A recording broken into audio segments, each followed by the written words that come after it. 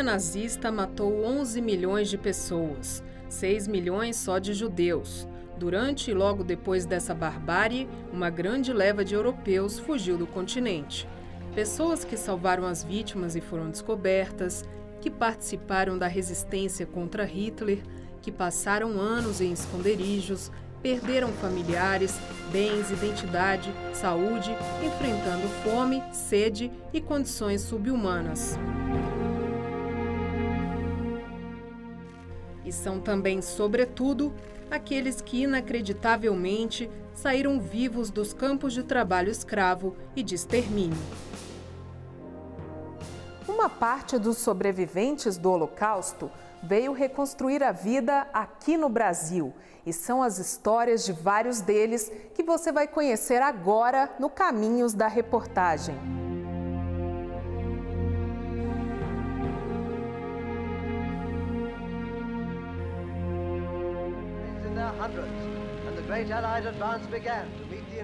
A partir de 1940, quando os alemães invadiram a Holanda, que tudo mudou. Eu tinha 11 anos.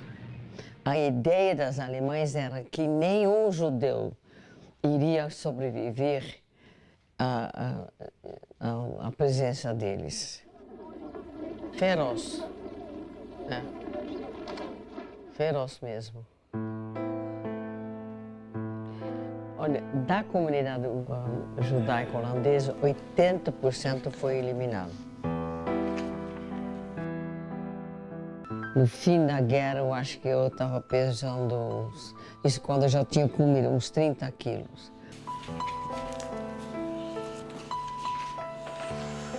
Essa era a estrela que éramos obrigados de usar. Assim, num casaco. Isso foi em Amsterdã, antes da guerra. No fim dos anos 30 deve ter sido. A minha família foi só eu que sobreviveu, com mais duas priminhas de segundo grau. Essa é a Anne Frank e essa sou eu. Antes da guerra, Nanette foi colega de escola de Anne Frank, a menina judia que ficou famosa por escrever um diário no período em que viveu em um esconderijo com a família, antes de ser levada para o campo de concentração. Lá, as duas se reencontraram. Muito emocionante, né? Porque jamais pudéssemos pensar que nós iríamos se encontrar. Mas ela não sobreviveu. Poucos sobreviveram. E depois o pai dela, o Otto, veio me ver quando eu voltei. Eu fiquei com muito dó dele, porque, no final das contas, a filha dele não conseguiu sobreviver enquanto eu estava vivo. Eu fiquei 3 anos no hospital, porque aos sobreviventes não foi dado remédios. Se tivesse dado antibióticos, teria sido muito mais fácil, mas não foi dado. Então, ou se vivia ou morria.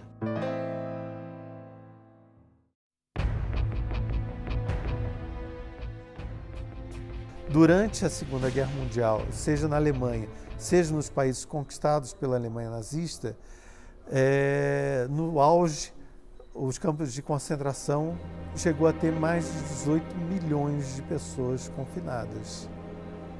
Não só judeus, ciganos, negros, maçons, políticos das mais diversas correntes, desde comunistas até sociais-democratas, liberais. Eu comecei a andar com a Estrela de David na Polônia. Estrela de David, que sou judeu. Paguei muito caro para ajudar. Como é que o senhor fez para sobreviver dentro dos Trabalhar, campos? não entreguei, trabalhei. Seu Naftuli passou por 10 campos de concentração entre 1940 e 1945. Um dia roubei comida de cachorro e comeu. Eu ainda tinha sorte que eles não me pegaram. Nem sempre ele escapou dos castigos por ter ido em busca de mais comida, já que nos campos de concentração só era servido um pedaço de pão de manhã e um pouco de sopa à noite, após uma longa jornada de trabalho escravo. Um dia que estava lá trabalhando, só bem pequenas batatas, um judeu, mesmo que eu, me denunciou. Já me deu 7 na bumbum e levou com assim, na cabeça, vou mostrar. Quer que eu pegue? Assim, e andei 7 ou 10 quilômetros para campo. E me deram 25 na bumbum. Sobreviveu, mas perdeu a família inteira. O irmão foi assassinado nas câmaras de gás, como muitos outros. Existia um grupo especialista em extermínio, seja por fuzilamento, seja por incineração, de grupos judeus. Só que tinha um problema, vamos dizer assim, isso gerava problemas assim, mentais nos soldados. É uma questão grave de consciência, uma questão gravíssima, né? Alguns fugiam, outros acabam cometendo suicídio, né? E outros ficavam totalmente loucos, perturbados e começavam a matar os seus próprios companheiros, né? Então, uma forma de vamos dizer assim, praticar o assassinato de um maior número de judeus e não judeus, de uma maneira industrializada, de uma maneira mais eficaz, seria através das câmaras de gás. Até que veio a libertação. Libertado em 45, 23 de abril de 1945, fui libertado.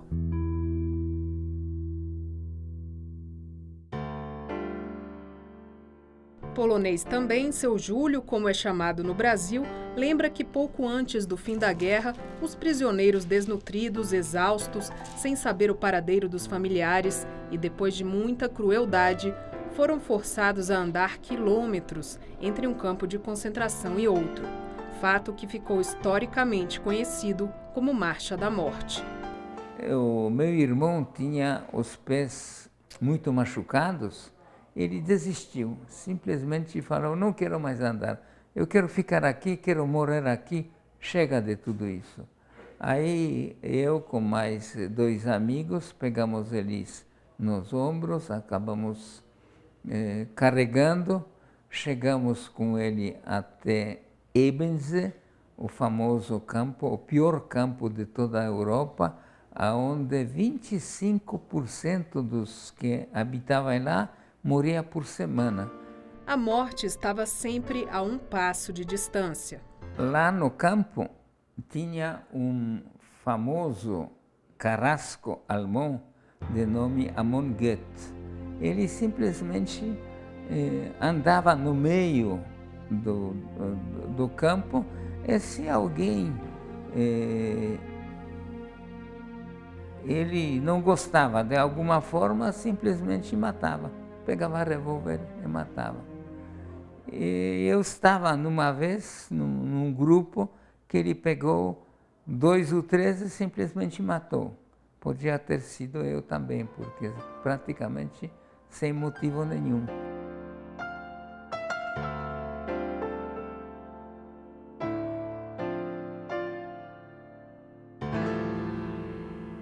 Nascido 8 de 12 de 1944, certo? Certificado. E aqui eu saí do hospital definitivo em 5 de outubro de 1945. Em meio a tantas mortes, algumas histórias de esperança. George nasceu em um campo de concentração e outras 6 mães tiveram filhos no mesmo lugar, com diferença máxima de 3 meses entre os bebês. É um caso raro na história do Holocausto. Para 7 crianças nasceram junto no único local, é absolutamente história única. Não existe outro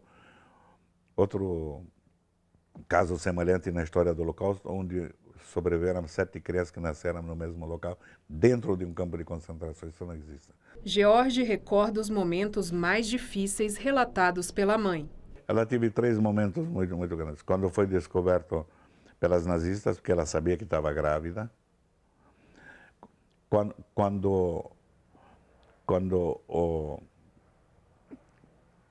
Durante o parto, porque não sabia o que ia acontecer, porque os instrumentos eram poucos, quem cuidou dela é um médico como prisioneiro, um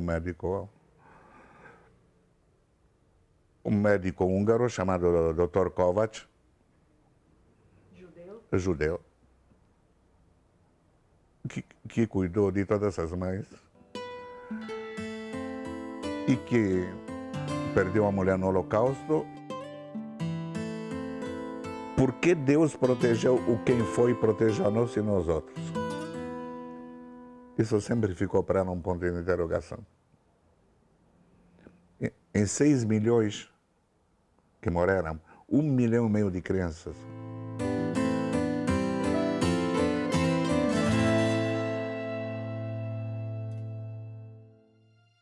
Já a mãe do judeu holandês Bernard vivenciou outro duro desafio: entregar os filhos para famílias não judias e assim protegê-los. Bernard e a irmã passaram a guerra escondidos e adotaram outra identidade. Meu pai foi arrancado de casa,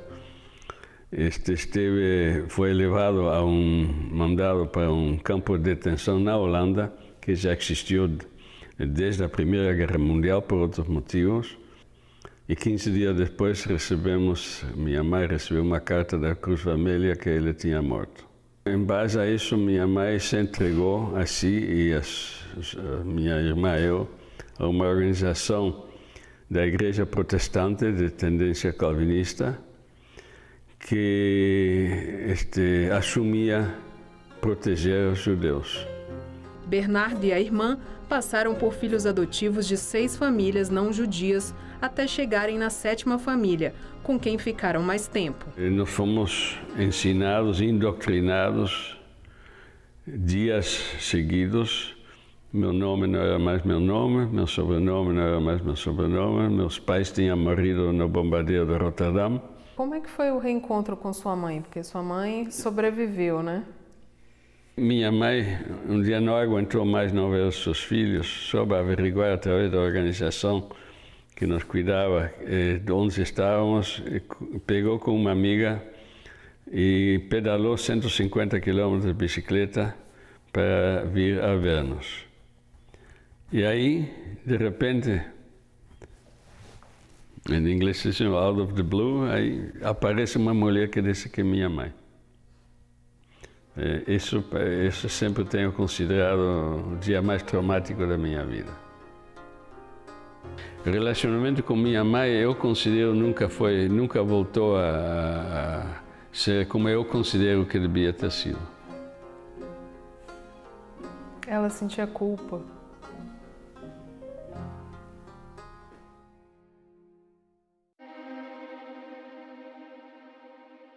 O que aconteceu durante o Holocausto deixou sequelas psicológicas nas vítimas, e muitos, como a judia romena Dona Lulo, também tiveram graves consequências físicas. Aos 20 e poucos anos, logo depois de ser libertada, ela perdeu um pulmão por uma tuberculose adquirida no campo de concentração. Ela falou uma vez que em um dos campos ela dormia numa mina de chumbo, ficavam ou trabalhavam dentro de uma mina de chumbo. Provavelmente o trabalho era dentro de uma mina, porque para ser camuflado, né, para não sei direito. Então devia ser um ar muito ruim também e com alimentação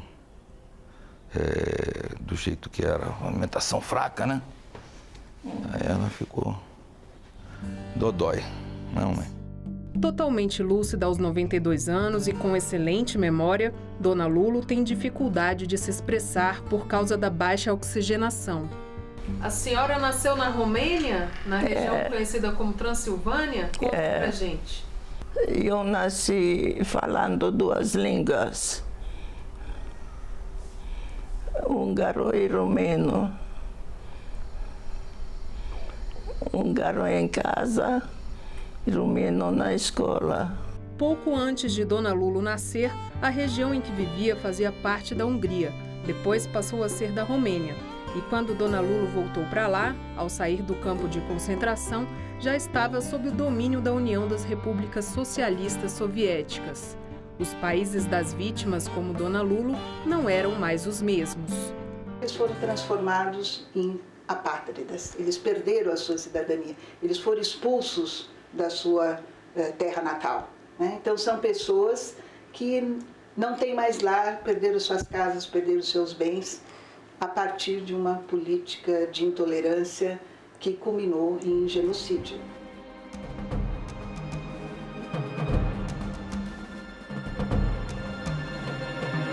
Com o fim da guerra, vários sobreviventes do Holocausto recomeçaram a vida fora de seus países de origem.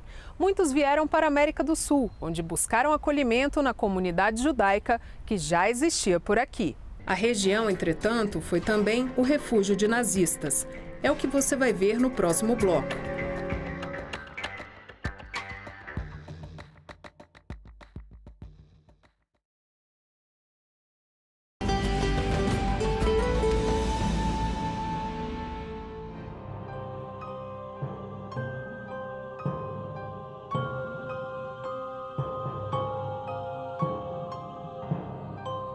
O antijudaísmo ou antissemitismo, ele tem as suas raízes longínquas, mas ele aconteceu por motivações diferentes.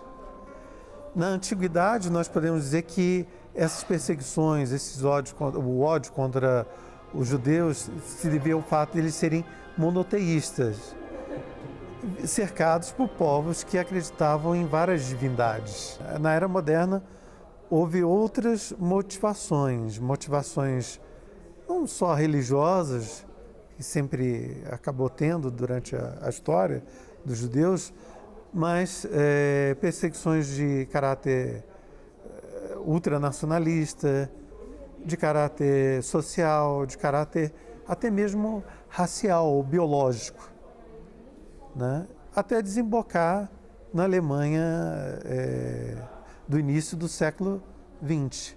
Quando Hitler se torna chanceler da Alemanha em 1933, a situação piora. Ele logo tira os empregos públicos dos judeus e dos opositores políticos. 1933 é considerado como um período de ruptura, de mudança, a partir da implementação das leis raciais, as chamadas leis de Nuremberg, que é um ponto importantíssimo que vai impulsionar a imigração forçada, principalmente dos judeus. Aqueles que não conseguem um visto para imigrar aos Estados Unidos vão optar pela Argentina, Brasil, Austrália, quer dizer, as oportunidades que são oferecidas naquele momento. Muitos migraram para São Paulo, Rio de Janeiro e Curitiba.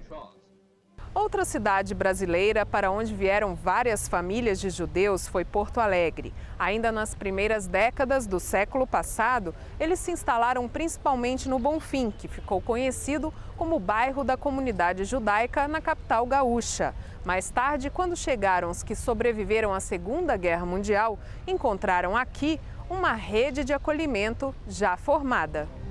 No Instituto Cultural Judaico Marc Chagall, que fica no prédio da Federação Israelita do Rio Grande do Sul, a linha do tempo mostra que muitos judeus já haviam imigrado bem antes da Segunda Guerra, que começou em 1939, como o pai da diretora do Instituto.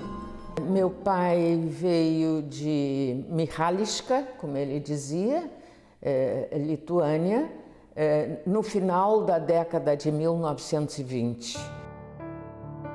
O meu avô era polonês e como a perseguição, o antissemitismo na Polônia estava muito forte, o meu avô e os seus familiares, que era uma família de 9 irmãos, mais a mãe, a ideia era sair da Polônia o quanto antes. O primeiro irmão, Paulo Schwetz, chegou ao Brasil em 1932, se não me engano. Ele era alfaiate e não sabia uma palavra de português.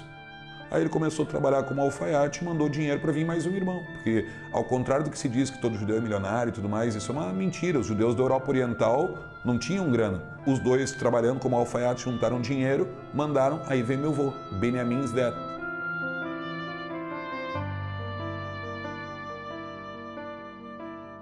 Todo mundo vai trabalhar, juntar dinheiro, mandar e vai vir um irmão por irmão. Só que aí estourou a guerra em 1939.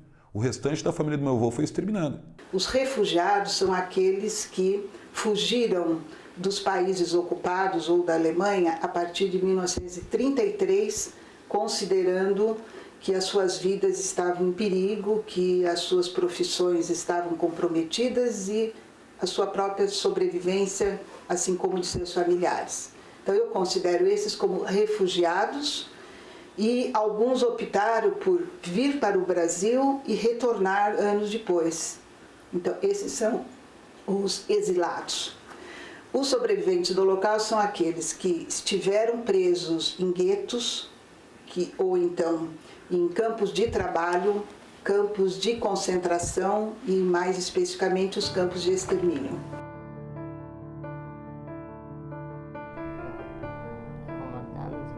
A Herta, ela é sobrevivente da Segunda Guerra, do Holocausto.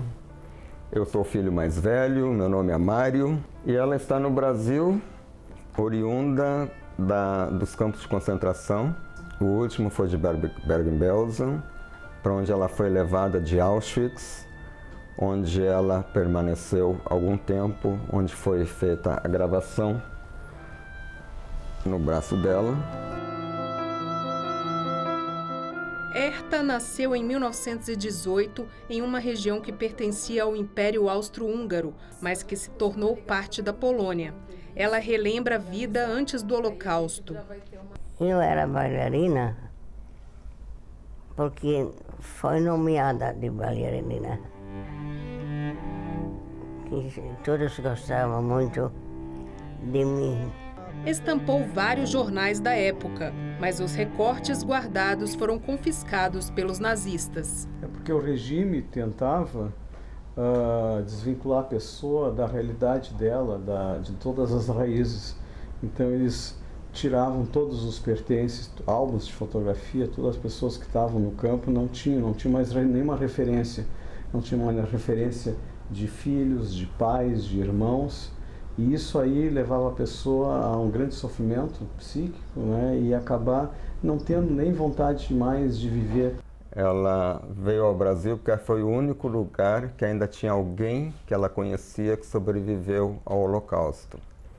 Ela perdeu a família, eram 5 irmãos e os 2 pais, todos eles foram eliminados durante o Holocausto. Ela foi a única sobrevivente. Ficou 1 ano se recuperando num hospital na Suécia. Ela, na época, quando terminou a guerra, pesava 28 quilos.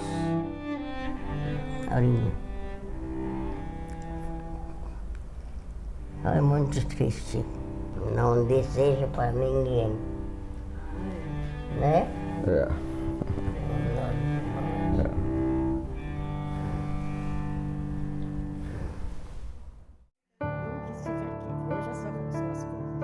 A parisiense Jaqueline traz na memória outras histórias do período do Holocausto. Filha de um judeu polonês com uma francesa, ela relembra como a França entregou o pai dela e os demais. Às vezes acontecia que eram recolhidos, né, pela polícia francesa, que não eram os alemães, que vinham nas casas para pegar. Quando vinham pegar o meu pai, não foi os alemães que entraram lá. Porque tem países que não obedeceram. A Dinamarca e a Finlândia não foram nas casas para pegar os judeus. Tu entendeu? É isso que eu quero te dizer. Isso aí, eu acho que tu deve saber pela história, eles disseram muito bem, vocês querem, vocês vão, nós não vamos. E a França não fez. Infelizmente, a França foi muito colaboracionista, como se diz, né? Foi, infelizmente. É que na França havia um governo de colaboração ao nazismo, que é o governo do Marechal Pétain, né? A França de Vichy. Mas aí era declaradamente colaboracionista, e quando foi necessário, arrebanharam todos os judeus e mandaram.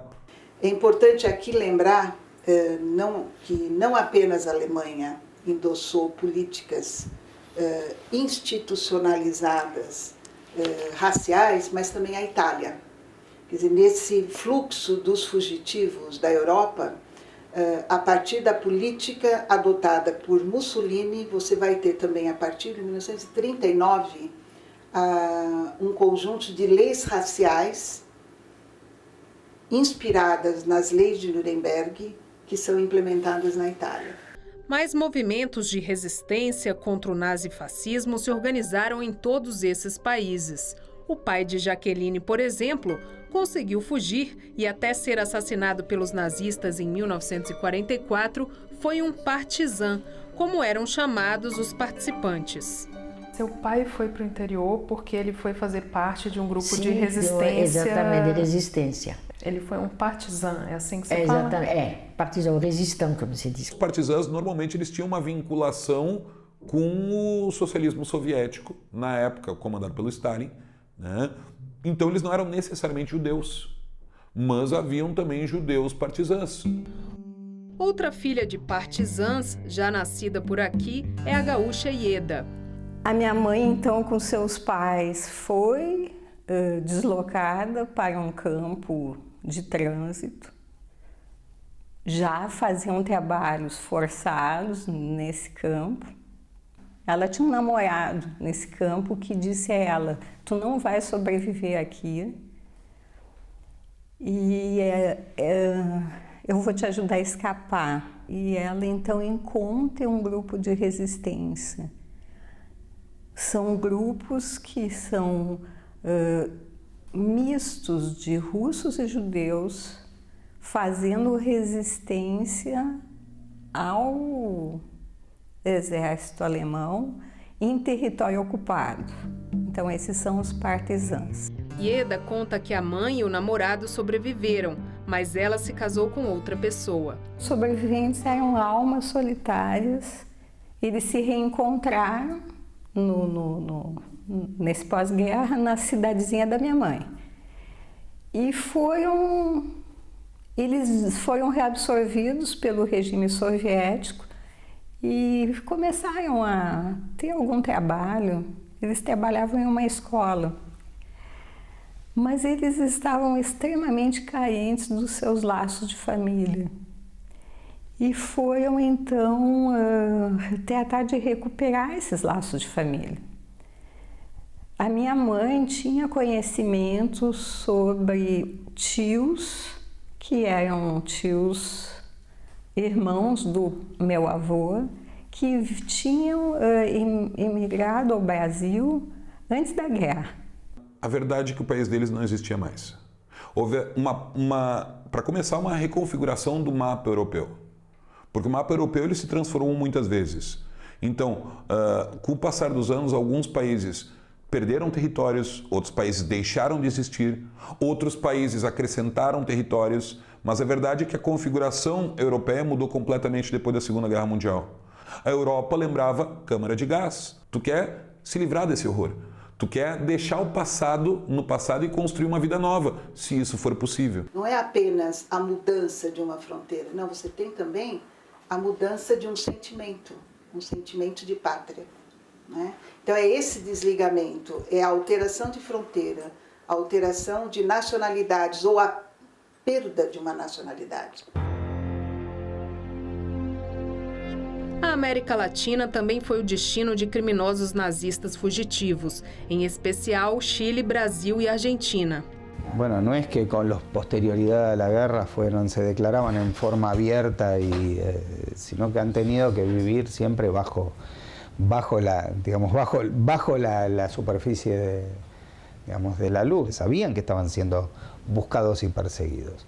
Es decir, durante las épocas de los gobiernos militares en toda América Latina, los propios gobiernos militares sentían mucho más afecto por el nazismo que cualquier otro. Sí, porque entendían que los iban a ayudar a luchar contra el anticomunismo. No entanto, famoso ex-partizan, o judeu Abba Kovner, da Lituânia, tinha planos para que os nazistas não circulassem impunes pelo mundo. Quem é que foi punido no nazismo? Poucas pessoas no julgamento de Nuremberg, né? E normalmente quem foram as pessoas punidas? Altos comandantes militares, os que foram encontrados, né? Porque alguns conseguiram fugir, outros se mataram antes da guerra acabar. O colaborador que era mais anônimo, esse escapou ileso na maioria das vezes, e era essa a revolta do Kovner. Abba Kovner consegue uma farda de soldado inglês para fazer justiça com as próprias mãos. Haviam algumas prisões comandadas pelo exército americano, onde tinham soldados alemães. A ideia é se infiltrar e colocar veneno no pão que seria servido para os os ex-combatentes alemães que eram prisioneiros de guerra. E isso eles conseguiram fazer, em abril de 46. Não se sabe exatamente quantos morreram, mas na época se falava que algo em torno de 2.000 prisioneiros foram levados para o hospital cometido de algo que suspeitava-se ser um envenenamento ou pelo menos algum tipo de intoxicação alimentar. Depois disso, Kovner vai participar da fundação de Israel. Em 1947, a primeira Assembleia Geral da ONU aprova a partilha da Palestina e em 48 é criado o Estado de maioria judaica. E o Estado de Israel acolhendo os sobreviventes. Por quê? Porque eles foram transformados em apátridas. Eles perderam a sua cidadania. Eles foram expulsos da sua terra natal. Israel, Alemanha pós-guerra e alguns países que colaboraram com Hitler queriam prestar contas com a história, julgando os criminosos nazistas fugitivos. Para isso, contaram com a ajuda de um novo grupo, os chamados caça-nazistas.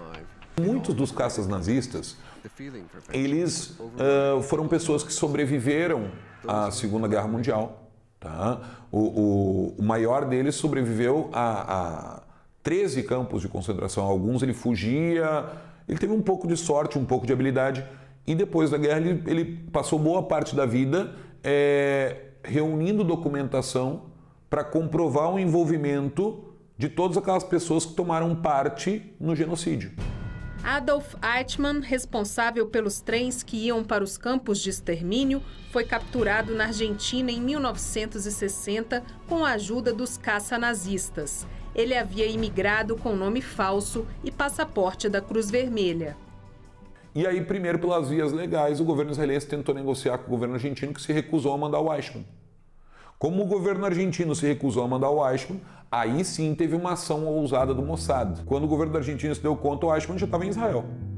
E aí o Eichmann acabou sendo julgado 2 anos depois e condenado à morte em Israel, por crimes contra a humanidade, por ter participado do Holocausto. Só que isso gerou um incidente diplomático entre a Argentina e Israel. O mais famoso caçador de nazistas foi o sobrevivente Simon Wiesenthal. Seu nome deu origem em 1977 a uma organização de direitos humanos com sede em Los Angeles e representação na Argentina. Lo que nosotros hicimos fue colaborar acompañando determinados datos a las justicias de cada uno de los países y ayudar en algunas situaciones con extradiciones que se han desarrollado. Durante la década del 90, las más importantes en la que la institución tuvo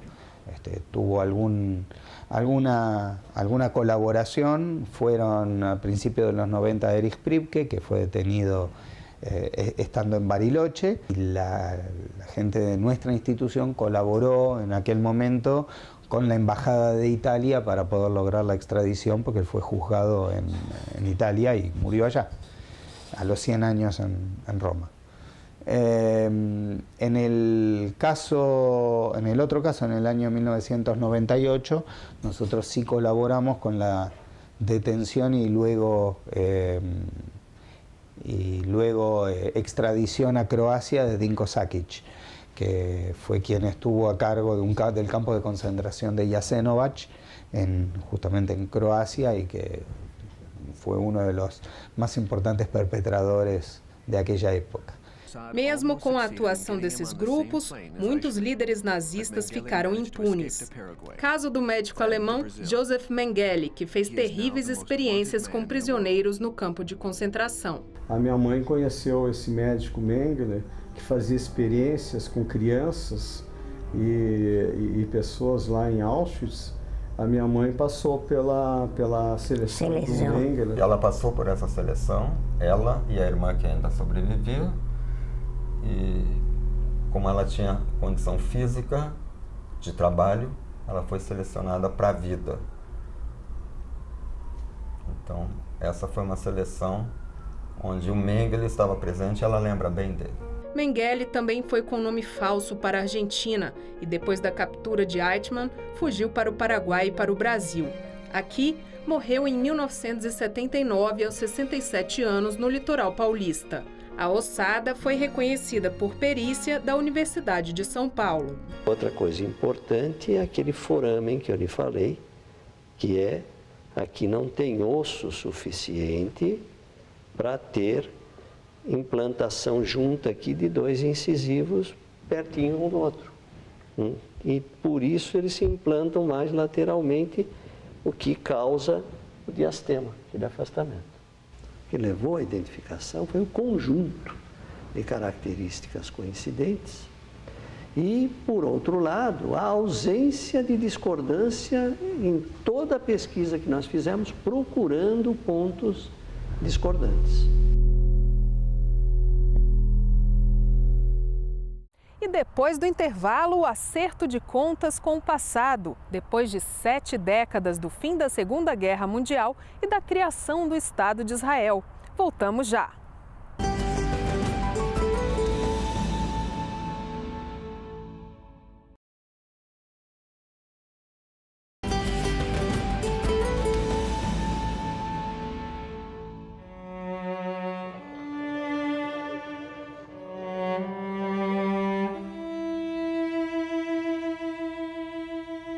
Nós só podemos entender o Holocausto pensando na questão da institucionalização de leis raciais, endossadas não só pelo Estado, mas por uma parte da população civil. Nem toda a população perseguiu os judeus, ao contrário, né? A partir dessas histórias de vida que nós estamos registrando, nós temos descoberto muitos salvadores, até então desconhecidos da história do Holocausto e também das perseguições nazistas, que são contribuições inéditas, né, para esses atos de solidariedade que salvaram muitos judeus.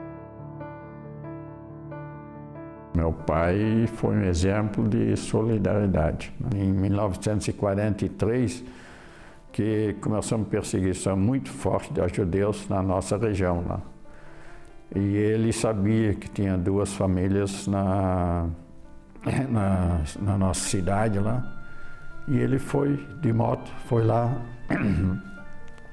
ver como é que ele estava. E ele chegou na hora certa. Na noite que ele foi lá, eles estavam saindo da casa dele, já estavam se preparando, só que eles não sabiam para onde ir. E ele prontamente então já ofereceu para ele, não, vamos lá para minha casa.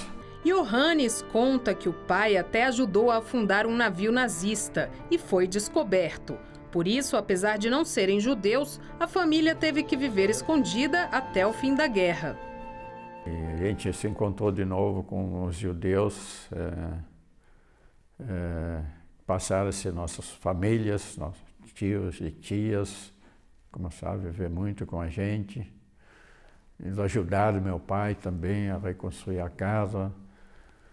E assim, retomamos a vida aos poucos. Mas meu pai resolveu emigrar. Apesar de estar tudo bem, ele estava muito bem no emprego do governo e tudo, mas ele não queria mais. Porque, não, o motivo principal foi a Guerra Fria, né? Todo mundo falava ainda que ia ter guerra de novo e tal, então ele queria ir embora. Ele disse que não queria passar outra guerra.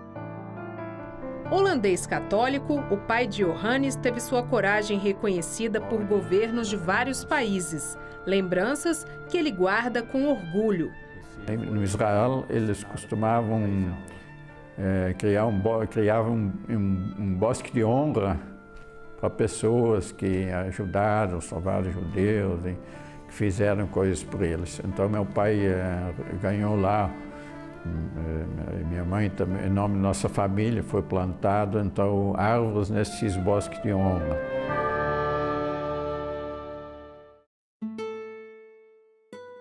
Outra salvadora foi a brasileira de ascendência alemã Aracy Moebius de Carvalho, segunda esposa do escritor e diplomata brasileiro João Guimarães Rosa. Mais ou menos em 35, 36, o meu avô tinha 5 anos, a minha bisavó se divorciou do primeiro marido dela. E na época era muito mal visto uma mulher ser divorciada, né? Então ela pegou o meu avô e foi para a Alemanha, para Hamburgo, encontrar uma tia e morar lá com ela. E a mãe dela sempre foi muito rígida, muito dura, muito alemã. Então ela aprendeu português, inglês, alemão e francês, assim, de uma forma perfeita. E acho que foi o que facilitou para ela conseguir esse trabalho, chegando na Alemanha, no consulado brasileiro em Hamburgo. A partir de 1937, o Brasil adota circulares secretas impedindo a entrada de judeus. Nós conseguimos identificar, até o presente momento, mais de 16 mil vistos que foram indeferidos pelo governo brasileiro no período Vargas. Ela ignorou, passou por cima do governo dela, passou por cima do governo do Hitler e continuou dando vistos a judeus, ajudando eles a sair da Alemanha nazista e vir para o Brasil como turista. Os judeus tinham que obrigatoriamente ter um carimbo de um J, né? E ela não dava essa carimbada, que seria ela dando os vistos que daria esse carimbo. Um longa-metragem começou a ser feito em homenagem a Aracy, conhecida como Anjo de Hamburgo, logo depois que ela faleceu em 2011, aos 102 anos. O filme Esse Viver Ninguém Me Tira teve pesquisa e assistência de direção de Sofia. Foi quando ela conheceu ainda mais a história da bisavó. Quem fez a história dela vir à tona foi uma senhora judia chamada Bella Herson, que não foi salva por ela, mas começou a ouvir relatos na comunidade judaica sobre a minha bisavó e falou: a gente precisa homenagear essa senhora. E ela que começou a recolher informações e dados e fez uma pesquisa e foi atrás de familiares para poder fazer a homenagem que ela teve como justa entre as nações e o nome no Yad Vashem. O que é o título de justo entre as nações? É um título concedido pelo Yad Vashem. Yad Vashem é o Museu do Holocausto, né, que zela pela memória daqueles que pereceram no Holocausto, que os justos entre as nações são pessoas que têm basicamente 3 requisitos. Primeiro, não pode ser judeu. Tem que ter comprovadamente salvado uma ou mais pessoas na Segunda Guerra Mundial. E o mais importante, não podem ter recebido nada para fazer isso. Eu não sabia nada de Aracy. Diziam coisas a seu respeito. Se ela fugia do foco, eu talvez pudesse encontrá-la no olhar de quem quis iluminá-la.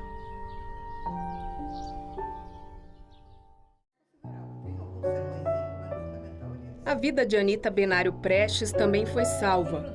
Filha da judia comunista alemã Olga Benário com o comunista brasileiro Luiz Carlos Prestes, Anita nasceu em uma prisão em Berlim, 6 anos antes do Brasil mudar de lado e declarar guerra à Alemanha e demais países do eixo. Nesse período em que minha mãe é extraditada, né, que é 36, está em plena lua de mel do Getúlio, do governo brasileiro, com o governo alemão. Era o que meu pai dizia, né? O Getúlio foi uma forma de dar um presente ao Hitler, por um lado, que ele estava querendo agradar naquele momento, né, por motivos econômicos, estratégicos, etc. E, por outro lado, né, uma forma de torturar o Prestes. Foi assassinada, né, numa câmara de gás, como muitas outras, em abril de 42. Antes da morte, houve campanha internacional para que ela fosse libertada. E na medida em que eu nasci, a campanha se estendeu a mim também. Né? Então, essa campanha era muito forte nos Estados Unidos e também na França e em outros países da Europa, na Inglaterra. Tinha um advogado francês que era um grande nome na França e que se mexeu nesse sentido e tinha boas relações na Alemanha, acompanhou a minha avó e a minha tia à prisão, quando foi o meu resgate, né? Por isso que eu digo que sou filha da Solidariedade Internacional. Todos esses reconhecimentos, homenagens e histórias estão registrados em projetos de memória pelo mundo. Aqui no Brasil, a professora Tucci coordena o Arquivo Virtual sobre Holocausto e Antissemitismo, ArcShoah. O acervo já reúne cerca de 300 depoimentos de sobreviventes, salvadores, exilados e refugiados do nazifascismo no Brasil. O que o nosso projeto faz é reconstituir essas rotas de fuga Vamos atrás dos vistos isso é muito interessante, porque muitos imigraram com vistos falsos ou com documentos falsos, vamos dizer assim, como católicos, como protestantes. A judia romena Dona Lulo, uma das moradoras pioneiras de Brasília, veio nos anos 60 e vive até hoje com outro nome. E o nome dela aqui é Ida Rosenberg, que é o documento dela. Ela escreveu um livro, assim como Dona Herta, a sobrevivente A21.646, que ano que vem completa 100 anos de idade. Né, mãe? Vamos comemorar teu aniversário? Se Deus quiser. Muitos sobreviventes contribuíram com obras biográficas para o resguardo da memória e da história. É um livro que começa na Bulgária, é um romance, na verdade, mas a parte da Bulgária é romanceada em cima dos meus pais.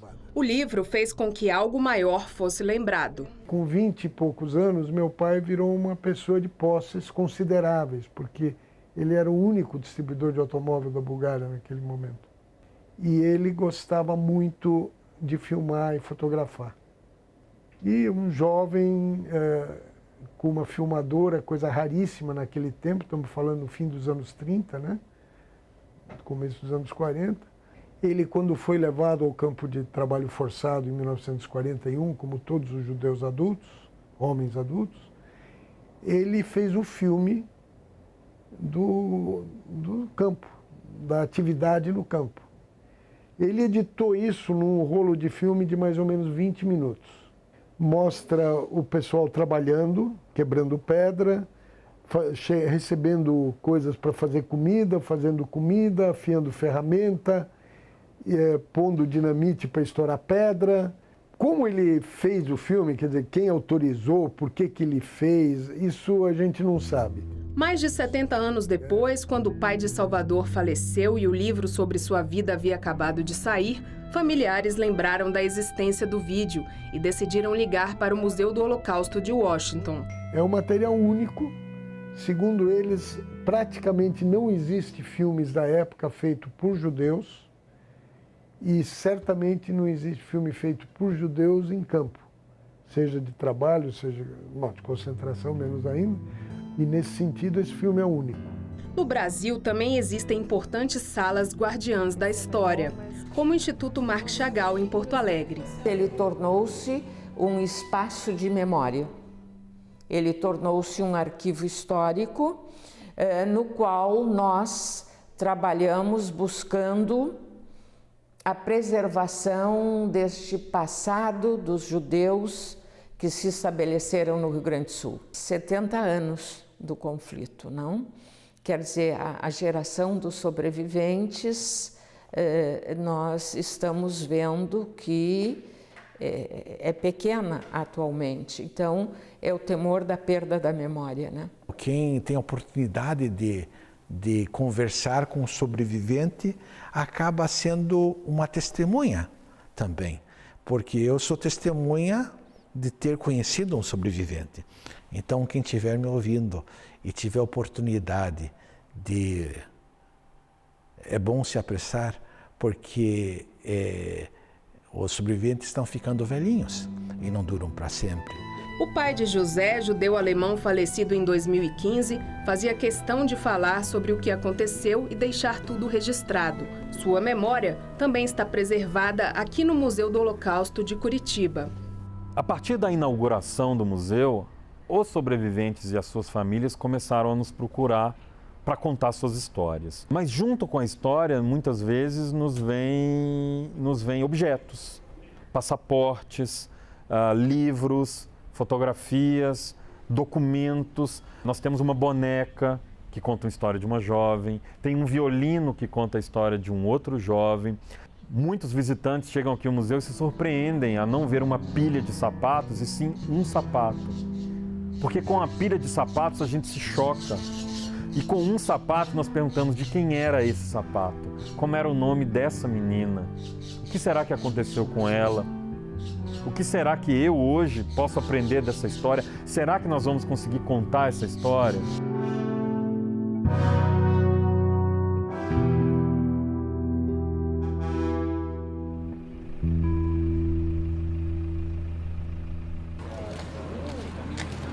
visita a campos de concentração também traz esses ensinamentos.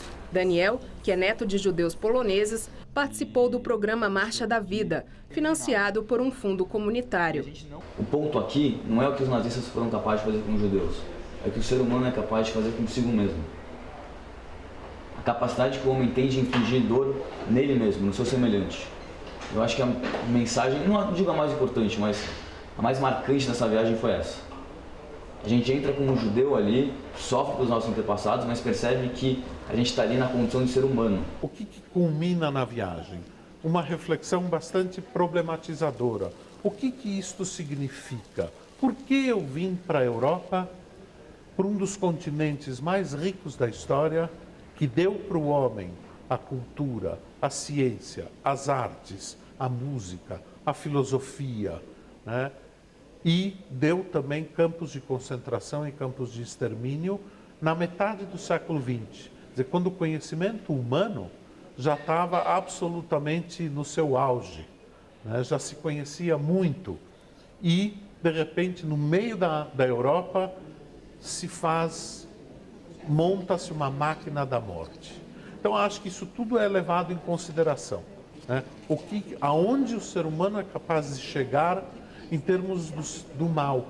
A gente anda na Alemanha, e os alemães não só fazem questão de lembrar o que fizeram, como fazem questão de dizer, nós é que fizemos, isso não vai acontecer de novo. A gente anda nas ruas de Berlim, a gente vê uma plaquinha dourada no chão, escrito o nome não falo judeu, porque não foram só judeus que foram deportados e mortos. Eles fazem questão de falar, aqui morava uma pessoa e nós alemães o tiramos dali. Das Projekt Stolpersteine ist ja das Projekt eines einzelnen Künstlers. Er hat um 2000 damit begonnen, und zwar in Berlin und in Köln, und hat eigentlich gedacht, es ist eine einmalige Kunstaktion, dass er 100 Steine in Köln verlegt für Opfer des Nationalsozialismus, und zwar Opfer aus verschiedenen Opfergruppen. Jüdische Opfer, aber politische Opfer auch, Homosexuelle, die ermordet wurden, und andere Gruppierungen. Und diese Steine sollen an einzelne Personen erinnern. Das Projekt hat sich also aus ganz kleinem Anfang zum größten Gedenkprojekt in Deutschland, vielleicht auch in Europa entwickelt. Und zwar deswegen, weil es von der Bevölkerung unterstützt wird, also von privater Seite auch finanziert. Famílias de vítimas que hoje vivem no Brasil também estão registradas nessas pedras espalhadas por 20 países europeus. Na Alemanha, são cerca de 61 mil pedras de tropeço. Mais de 2.000 só na cidade de Colônia, onde funciona esse centro de documentação do nazismo. O prédio foi uma das sedes da Gestapo, a polícia secreta de Hitler, e por ser um cenário original, é visitado por grupos escolares. No país, o tema nazismo e holocausto está previsto nas aulas de história dos estudantes do 9º ano. Um semestre inteiro é dedicado ao assunto. Ich habe versucht, meinen Schülern klarzumachen, dass es ein Thema ist, für das sie selbstverständlich keine Verantwortung haben, aber wir haben die Verantwortung hinzuschauen. Denn es gibt auch heute noch viele Menschen, die können nicht wegschauen, weil es sie persönlich betrifft. Und das habe ich insofern, glaube ich, geschafft, den Schülern nahezubringen, weil auf die Frage, ob sie es denn für sinnvoll halten, sich damit auseinanderzusetzen, auch alle Schüler durchweg klar gesagt haben, ja, das ist ein wichtiger Bestandteil, wir wollen wissen, was passiert ist, und es ist besser hinzuschauen und sich wirklich damit auseinanderzusetzen. Já para esse professor universitário, ainda há muito o que fazer para que os jovens alemães entendam esse capítulo da história do país.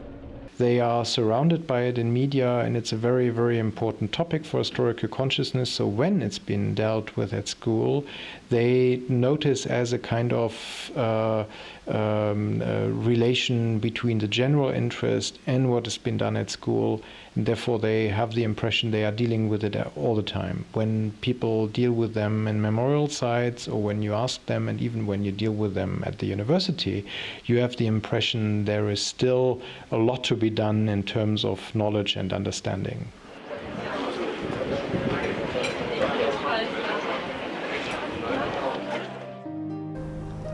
Por isso que ela é uma vencedora. Ela é uma vencedora. E ela é uma pessoa que se sente feliz. Ela não é uma pessoa amargurada. Né, mãe? Tu tá feliz ou infeliz? Estou feliz. Reconstruiu a família. Isso é a vitória. É necessário que as pessoas se conscientizem, que as novas gerações tomem conhecimento do que já aconteceu para evitar de todas as formas que isso se repita, né? Para esses sobreviventes que fizeram disso uma missão, eles acreditavam nisso, acreditavam que esquecer os seus parentes, esquecer as vítimas do Holocausto seria matá-los novamente.